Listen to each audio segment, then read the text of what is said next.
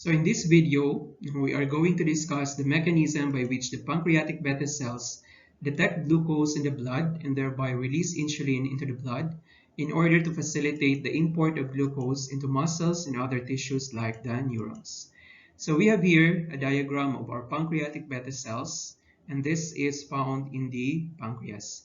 This is responsible for the production of insulin or for the secretion of insulin. So the cells, the pancreatic beta cells will be secreting or will be triggered to secrete insulin in the presence of an elevated blood glucose. So we have here number one factor here is the presence of an elevated glucose in the blood.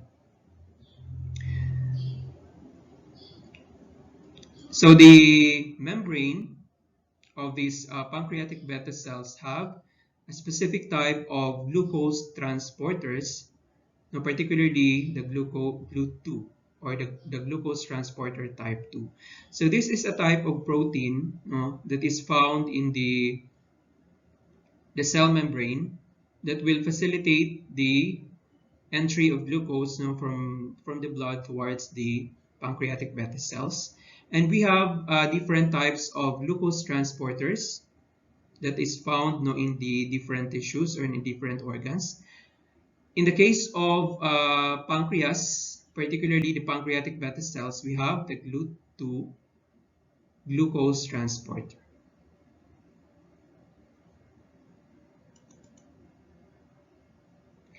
So when after the glucose have entered the pancreatic beta cells, it will undergo different types of metabolic pathways. So we have here the glycolytic pathway, then the Krebs or the citric acid cycle, and the oxidative phosphorylation.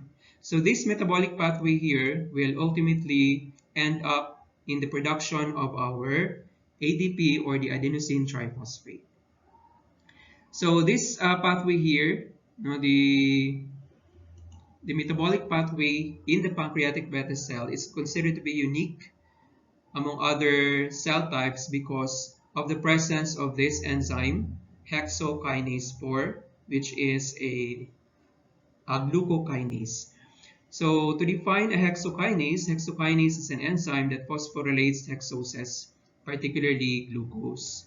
So when we say phosphorylate, that is a process whereby we are attaching a phosphate group to our glucose. So in this case, we have here glucose. When it will be acted upon by the hexokinase,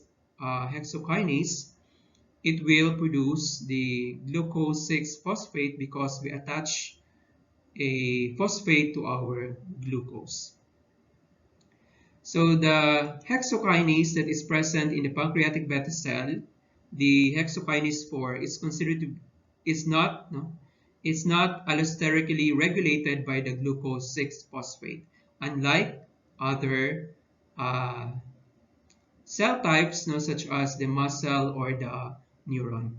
So this hexokinase here is not regulated by the feedback inhibition coming from the glucose 6-phosphate.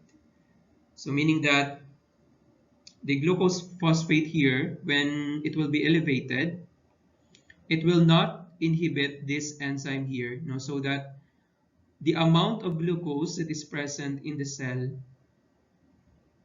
will be also directly proportional to the amount of ATP that will be produced by the cell.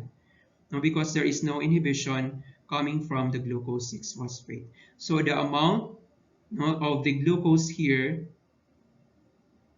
in the blood will also be proportional to the amount of ATP that is produced in the cell, because there is no inhibition in the pathway.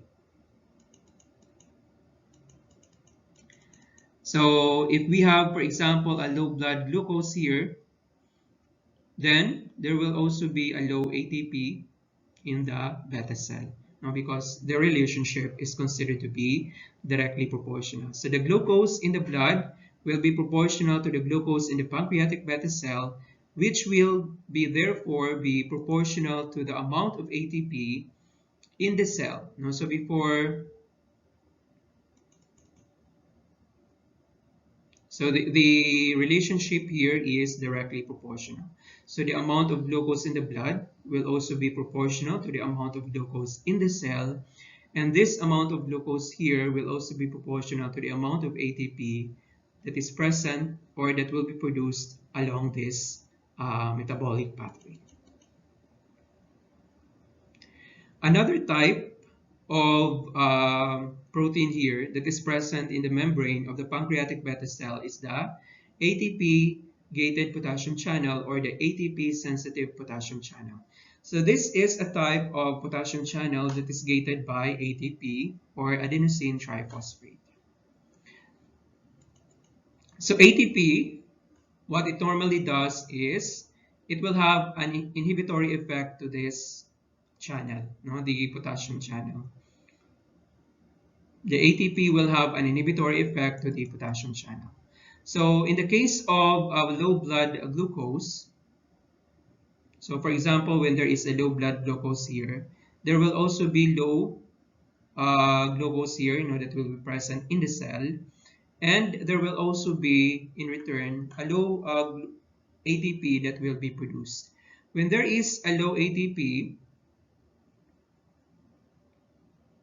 there will be no inhibition in this type of the potassium channel. So as you can see here, we have here a text here showing what will happen when there is a low blood glucose. So a low blood glucose means that there will be a low level of glucose that is present in the pancreatic beta cell, and when there is a low glucose, there will also be a decrease in the level of ATP that will be produced, so that there will be no inhibition of the potassium channel, because what the ATP normally does is when it will be elevated, it will inhibit the potassium channel.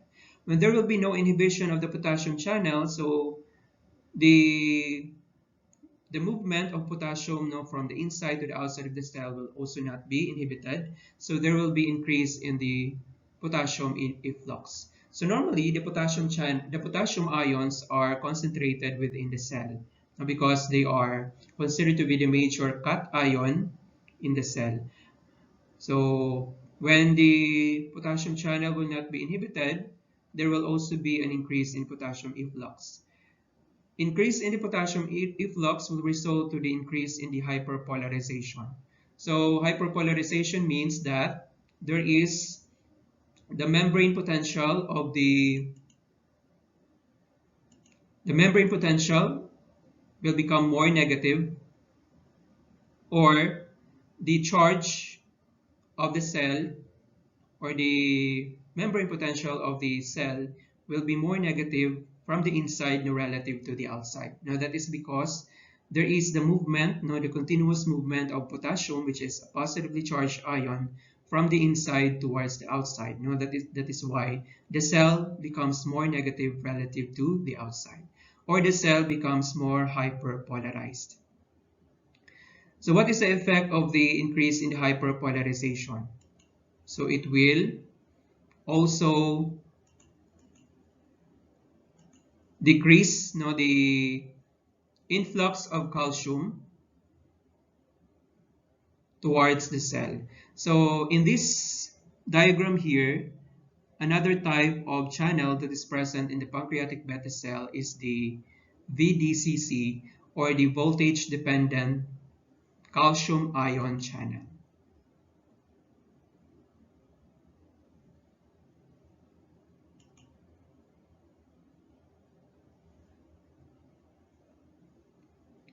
So the voltage calcium ion channel, when the cell will be hyperpolarized, or when the cell will be more negative, so it will not be, there will be no action potential.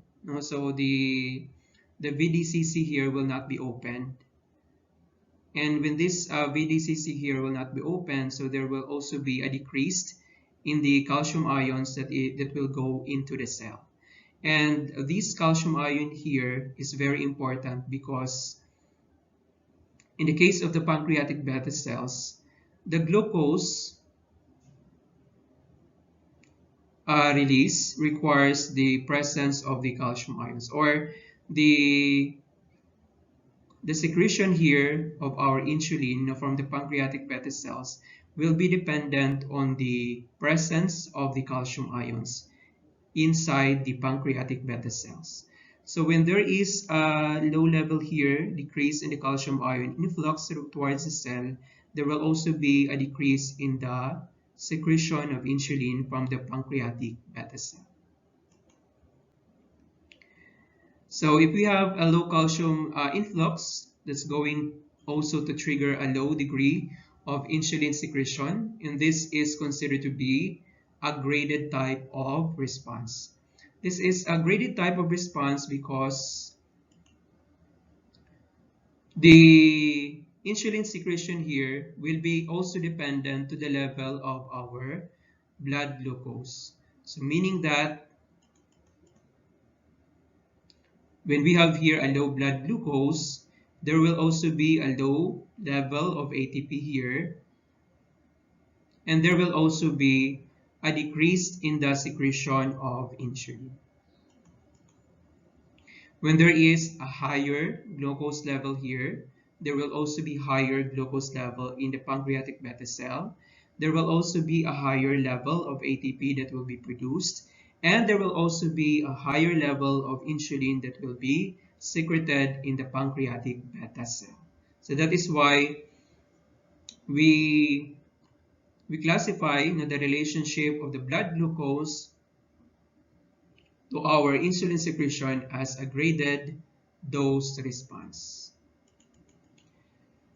Now, as we increase the blood glucose, when we are going to increase here our blood glucose, it will also have an opposite effect to our parameters here, to our ATP, to our membrane potential, and to our calcium influx. So, for example, if we have, just eaten a carbohydrate-rich meal, we have an elevated blood glucose. That will mean a lot of glucose that will be produced and that will be present in the blood. So the presence of an elevated glucose here in the blood will also trigger the formation of our glucose transporter, particularly the GLUT2. So the GLUT2 is going to transport the glucose so that the import of glucose is going to be proportional to the amount that is present in the blood. So the more glucose here that is present in the blood, the more GLUT2 that will also be available, and the more glucose will also be present in the pancreatic beta cell. Of course, we also have here our hexokinase 4. This hexokinase 4 again is not allosterically regulated, so it is not inhibited by feedback inhibition from our glucose 6-phosphate. Hence, the amount of glucose here, will be proportional with the ATP. So the more glucose that is present here, the more ATP will also be present or will be produced in this part of the metabolic pathway.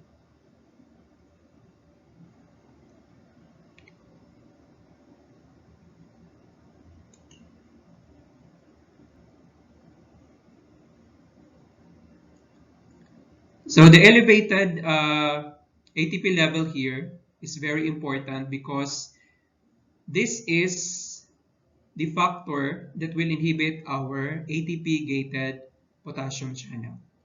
So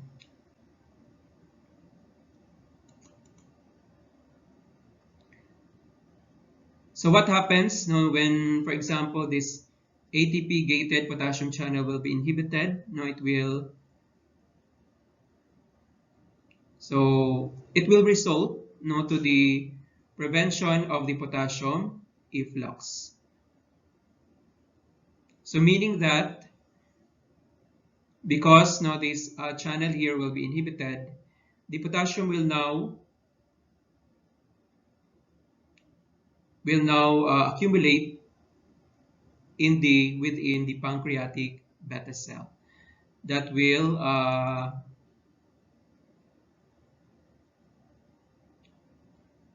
that is due to the inhibition of the potassium efflux.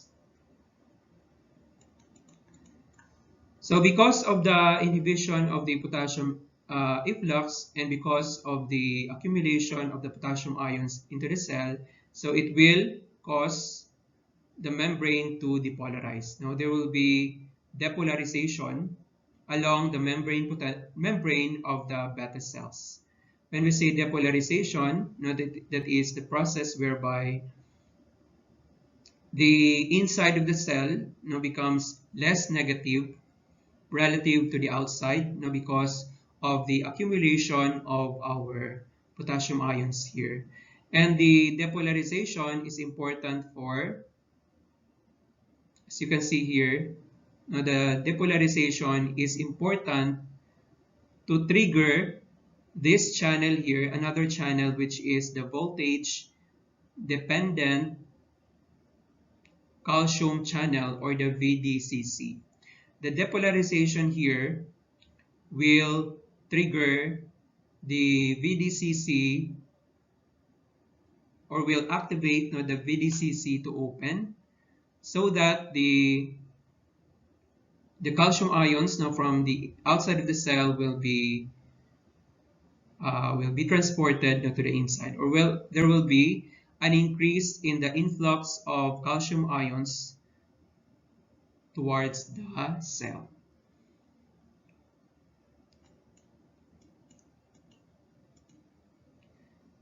This influx of calcium ions here is very important, a very important step in the biosynthesis of our, or in the secretion of our insulin, because the calcium ions here will be important also for the eventual secretion of our insulin. So when there is a low level here of calcium in our cell, now there will also be a low level of insulin that will be secreted towards the blood.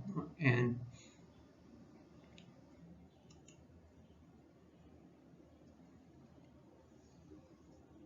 so that will happen during when we are going to depolarize the membrane. So it will activate this VDCC here.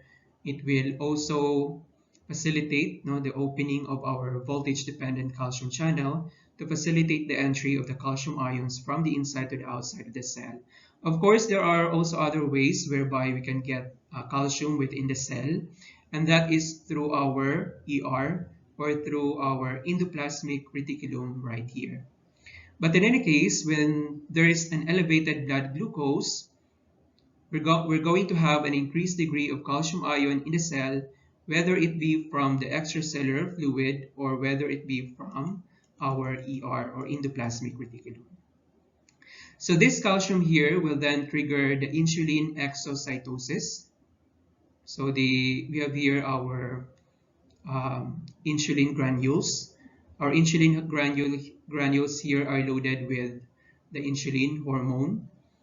And in the presence of calcium ion here, it will trigger these insulin granules to move towards the cell membrane, and that is the process of margination. And the insulin granules will be also triggered to dump the insulin into the blood, and that is the process of exocytosis. This process here, the margination and the exocytosis, can only happen in the presence of the calcium ions that are present in the pancreatic beta cell. To conclude, the response of insulin secretion to elevated blood glucose is actually a graded response, and it's not an all or nothing phenomenon. Hence, we can have a degree in the middle, So we discussed about low and elevated blood glucose level cases. So in cases where we have a moderate blood glucose, we also have a moderate amount of ATP, moderate inhibition of the potassium channel, hence we won't have as much activation of the calcium channels, although we'll have some, and then we'll have a moderate amount of insulin release. Hence, we say that this is definitely a graded response. It's not an all or nothing response. So the more blood glucose that you have, the more insulin that you are going to secrete. So for example, if we are going to consider the glycemic index of a certain food, so let's say a drink that is very high in sugar versus an apple. Of course, the apple has a lower glycemic index and it's also going to have a lower sugar content than the sugary drink. So if, for example, you consume an apple, so it will have a moderate increase in the blood glucose. So it's going to have a small amount of insulin secretion, whereas if we consume a drink that is high in sugar, so it will also result to a high blood glucose. Then it's going to also to elevate the blood glucose, and it's going to have a huge amount of insulin secretion, and obviously there's going to be health problems associated with that if it's done habitually. So to review, when we have here a low blood glucose will decrease the production of ATP. It will also increase the efflux of potassium ions from the cell to the outside. So this results to because yung ating ATP gated potassium channels are not inhibited, so that our potassium ions will readily move from the inside to the outside of the cell. So when this happens, because potassium ions are positively charged, so it will increase the hyperpolarization of the cell, so meaning that the cell will be more negative relative to the outside. So when it happens, there will be no action potential that will be produced. So it will not activate our VDCC, or the voltage dependent calcium channels. So since the calcium channels will not be activated, so they will not open, so there will also be a decrease in the calcium ion influx to the cell. When there is a decrease in the calcium ion influx, this will also decrease the insulin secretion from the pancreatic beta cell, because the calcium ions are very important to trigger the exocytosis of the insulin granules and the secretion of our insulin. The opposite will also be true. When there is an elevated blood glucose, there will be an increase in the ATP level that will be produced by the pancreatic islet. And ATP will inhibit the potassium channel, so there will be decrease in the potassium efflux. When this happens, the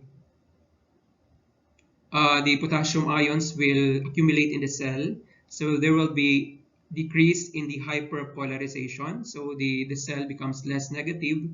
Or the other term for this, the more appropriate term for this is the cell will be depolarized, or the cell will be less negative to reach the action potential. So when the membrane, the pancreatic islet membrane will be depolarized, it will also trigger the voltage-dependent calcium channel. So when the calcium channels will be activated, they will open and they will facilitate the entry of calcium ions. And this is known as the calcium ion influx. So when there is an increase in the calcium ion influx, there will also be the activation of our insulin granules to facilitate the exocytosis of our insulin, or the dumping of the insulin towards the exterior or towards the bloodstream. So we have here, now again, our number one here, our most important factor here is the elevated blood glucose. Now it will trigger our GLUT2 from our pancreatic islet membrane. So the more glucose here, the more GLUT2 that will be present to facilitate the entry of glucose.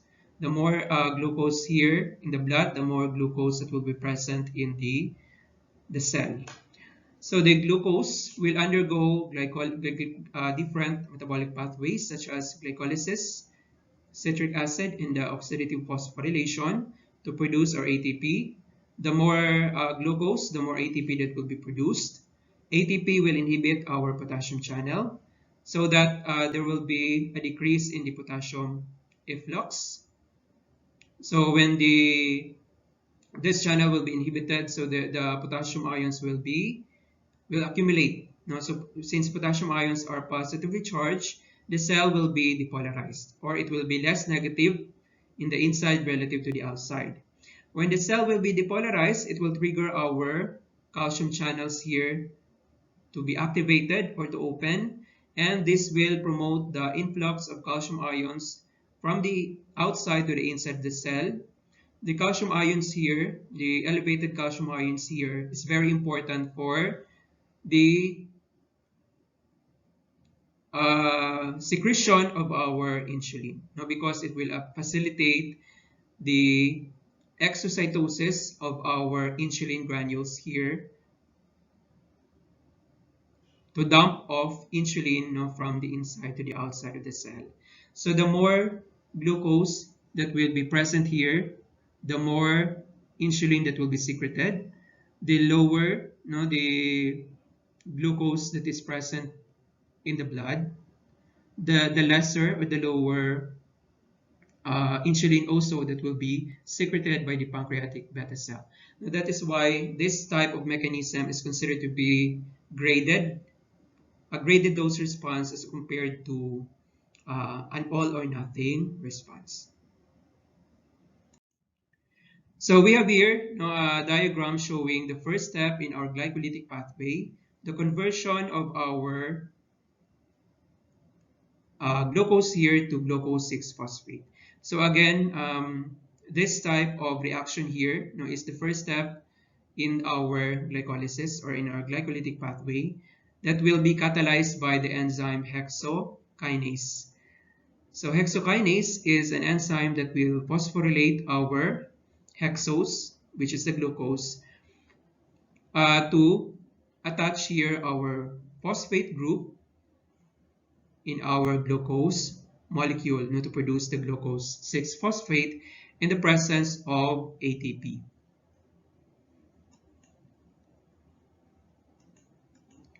So again, in the case of our pancreatic beta cells, the type of hexokinase that is present in that type of cell is the hexokinase 4.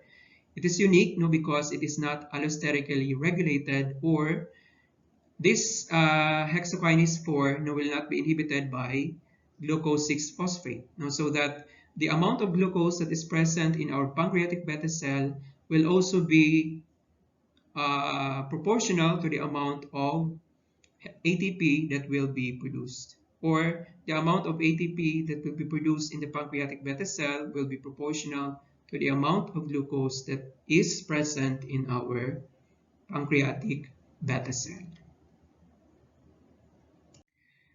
We also have here another diagram showing the major events in the insulin secretion in the pancreatic beta cell.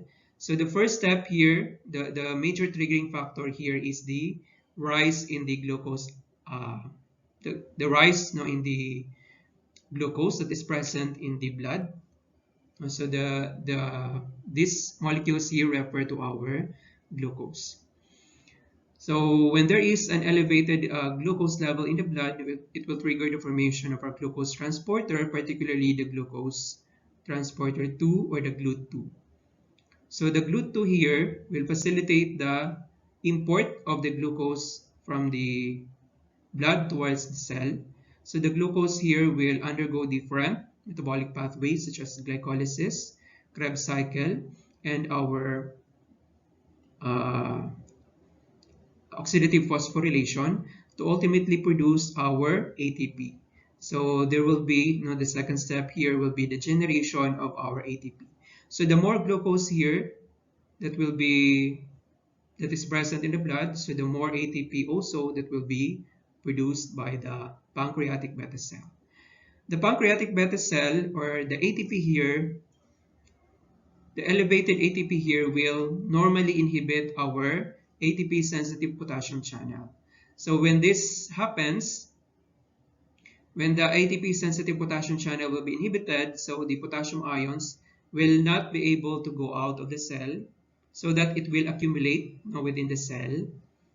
So when these ions here will accumulate, so of course it will decrease the negativity. It will decrease the negativity of our cell, and it will induce the depolarization or the membrane depolarization.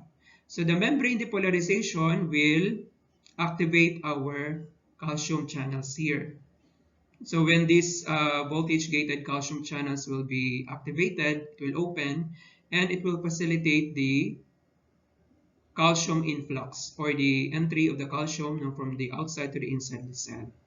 So these calcium ions here, this green one here, are very important because it will also facilitate the secretion of our insulin.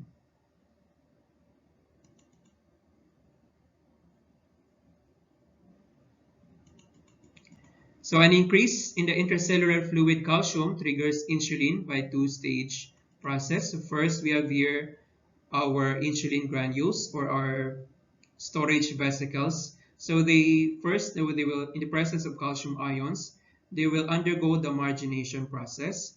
That is a process by which the insulin storage vesicles move to the cell surface. And the second process is the exocytosis, whereby exocytosis is the fusion of the storage vesicles with the plasma membrane, releasing the contents of the vesicles, the entire contents of the vesicles towards the extracellular fluid or towards the bloodstream.